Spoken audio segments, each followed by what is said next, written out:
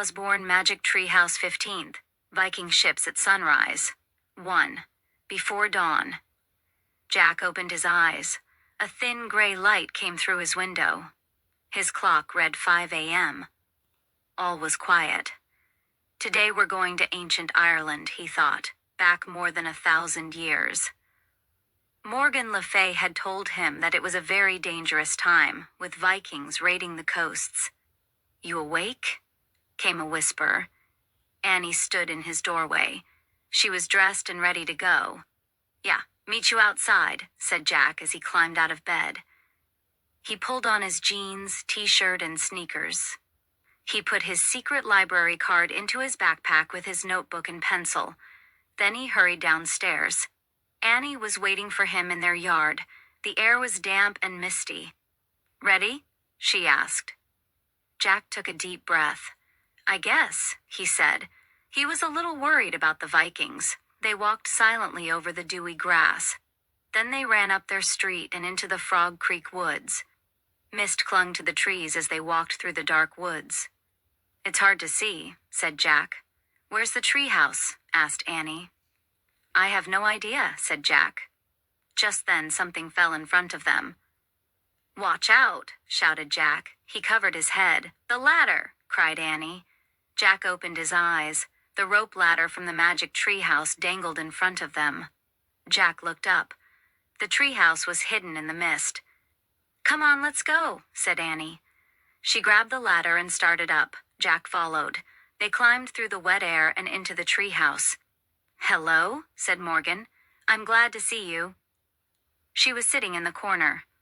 At her feet were the scroll they'd brought back from Roman times and the bamboo book from ancient China.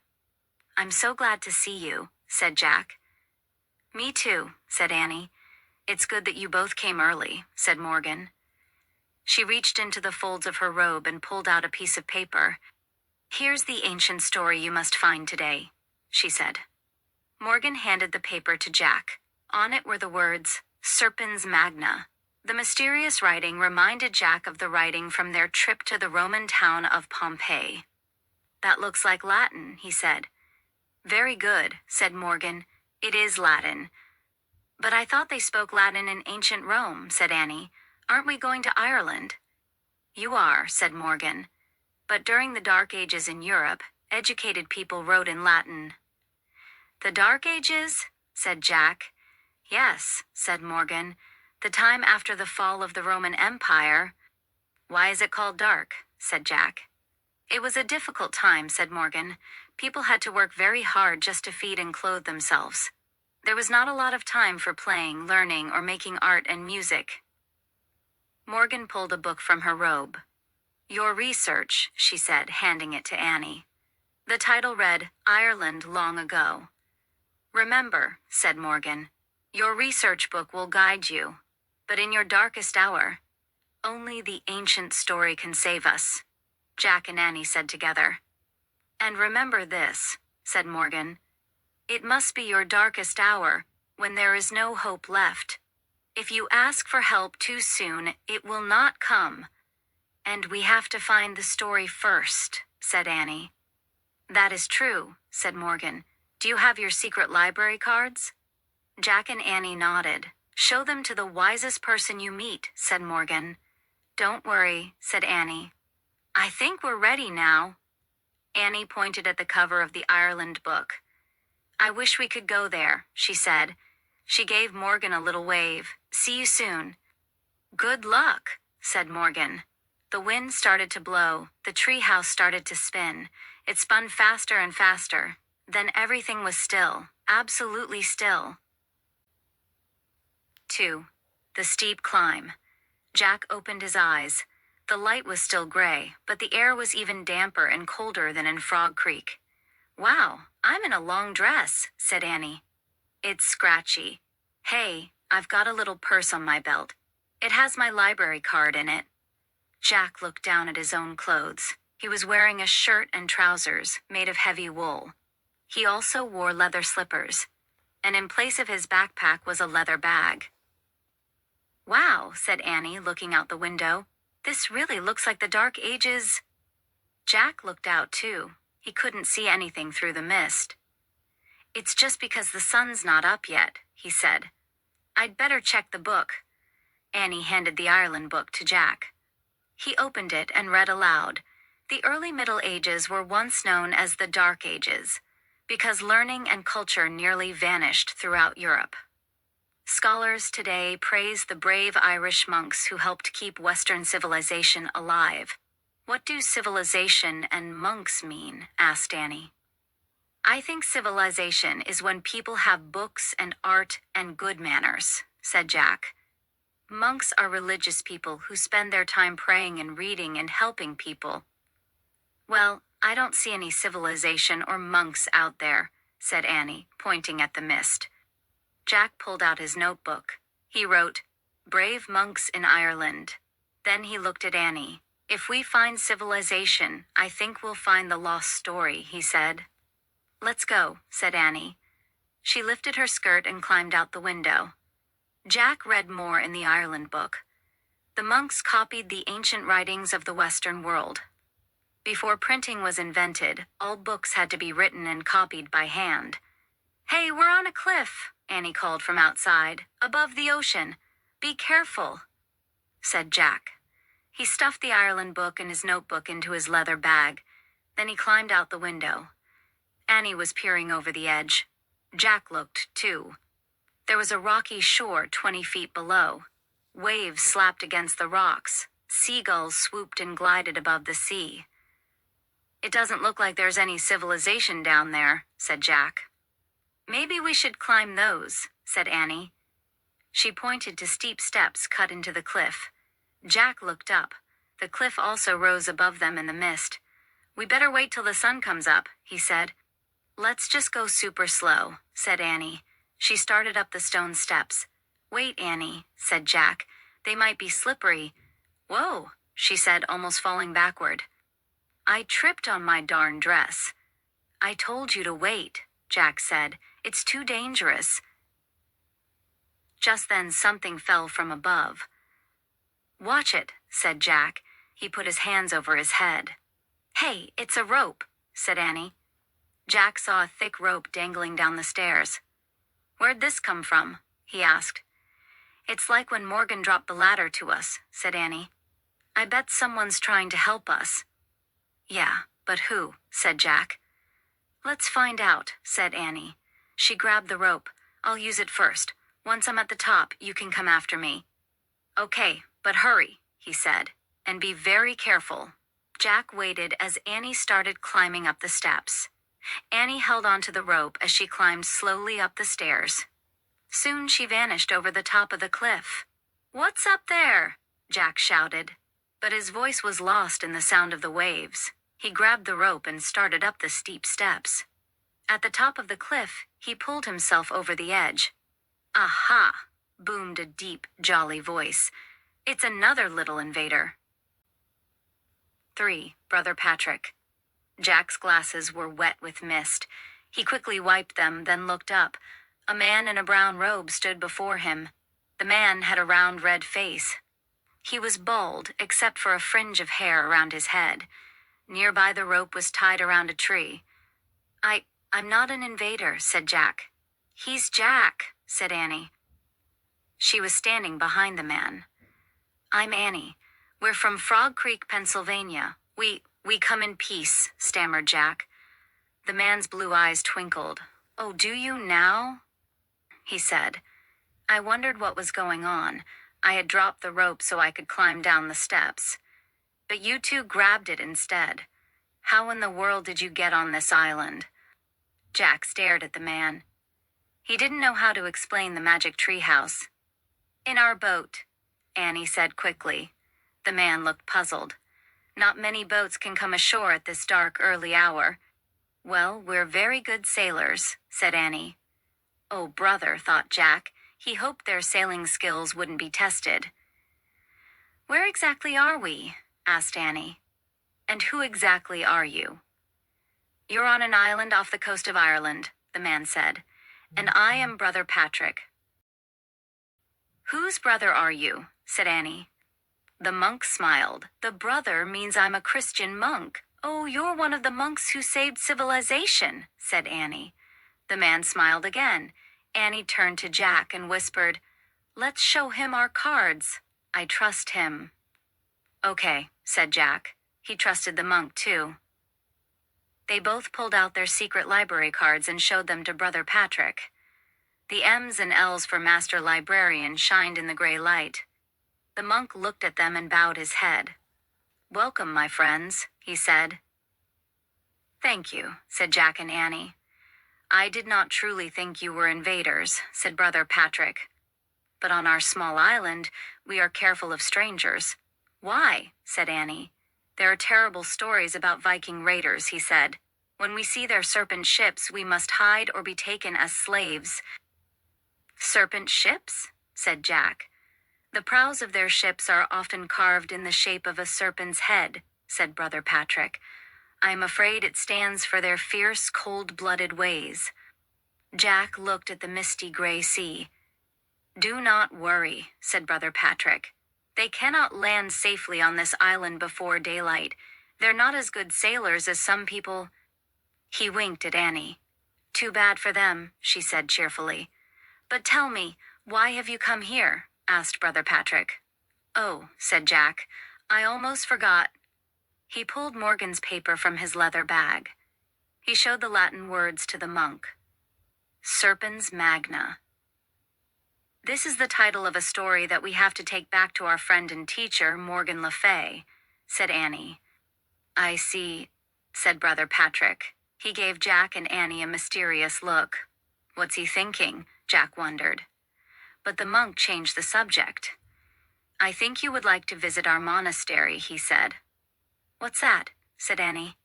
"The place where we monks live and work," said Brother Patrick. "Come, but the sun's not up yet," said Jack. "Won't the others be asleep?" "Oh, no," said Brother Patrick. "In the summer, we rise long before daylight. We have much to do. You'll see." The monk led them up a dirt path.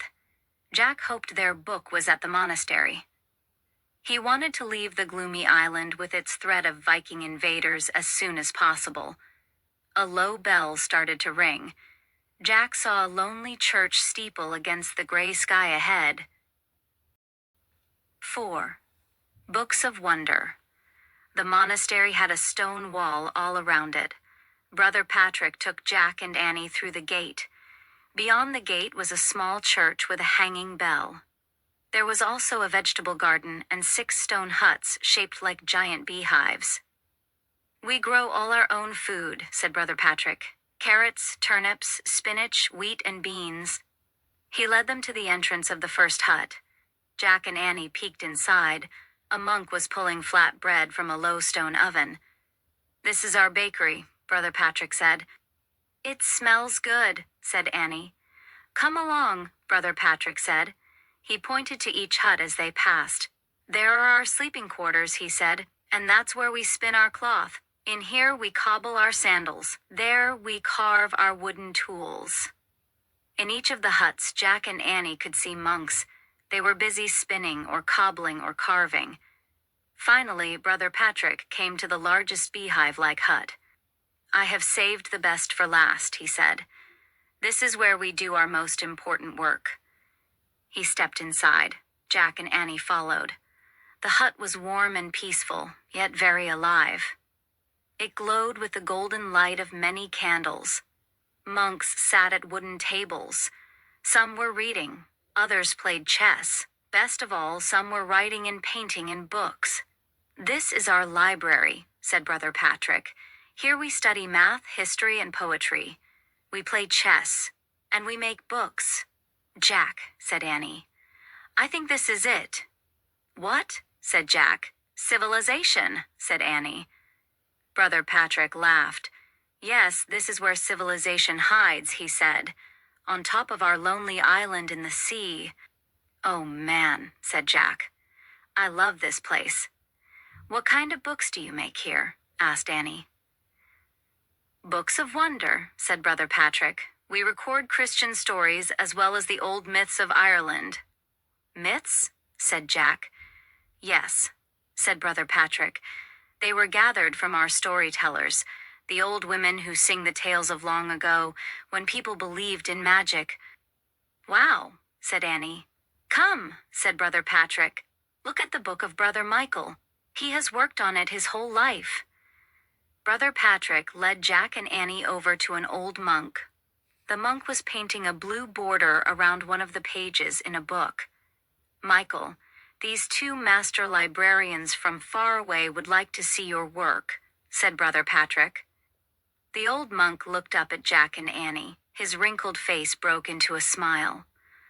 Welcome, said Brother Michael in a thin, shaky voice. Hi, said Annie. Brother Michael showed them the cover of his book. It was decorated with gleaming red and blue jewels. Then he turned the pages. Each was covered with fancy writing and delicate paintings in green, gold, and blue. I wish I could paint like that, said Annie. It's beautiful, whispered Jack. Thank you, said Brother Michael. How do you make a book like this? Asked Annie. I write on sheepskin and use goose quill pens, said Brother Michael. My paints are made of earth and plants. Wow, said Annie. Show Michael what you are seeking, Brother Patrick said. Oh, right, said Jack. He pulled out the paper Morgan had given them. He showed the Latin writing to the old monk. Brother Michael nodded. Yes, he said with a smile. I know that one quite well. Brother Michael turned to the page he had been painting with a blue border. He pointed to the writing at the top of the page. Oh man, whispered Jack. The words were Serpens Magna. 5. Warships on the Waves. We found our story, said Jack. Yay, said Annie. Indeed, said Brother Patrick, but alas, Brother Michael has not yet completed his work. You will have to return for it. Oh, shoot, said Annie. Jack was disappointed too. I don't know if we'll be able to come back, he said. I don't know if we can even leave without the story, said Annie. Brother Patrick looked puzzled. The two kids looked at each other, then back at Brother Patrick. It was too hard to explain about the treehouse and how the magic worked. Jack shrugged. We'll just have to try, he said. Outside, the church bell began ringing. It is time now for our sunrise prayers, said Brother Patrick. Will you join us? Thanks, but we better try to go home now, said Jack. Brother Patrick nodded and led them into the garden. When he opened the gate, they stopped. The horizon glowed pink and purple. The sun had started to rise. No one spoke as the great fiery ball rose slowly over the ocean. Finally, Brother Patrick broke the silence. Shine, O light of the sun, he said softly, on this day filled with wonder. That's beautiful, said Annie. Jack smiled. He agreed. Brother Patrick turned to them. It is such sights as this that inspire our bookmaking, he said. Now go, and may God be with you on your voyage home. Thanks, said Jack and Annie. Do you need me to guide you to your boat? He asked. I don't think so, said Jack. Follow the path to the top of the cliff, said Brother Patrick. Then use my rope to help you down the steps. Okay, said Annie. Bye, and she went through the gate. Jack wanted to go home, but he hated leaving the monastery. It was filled with people doing his favorite things, reading and learning. I really like it here, he said to Brother Patrick. I'm glad.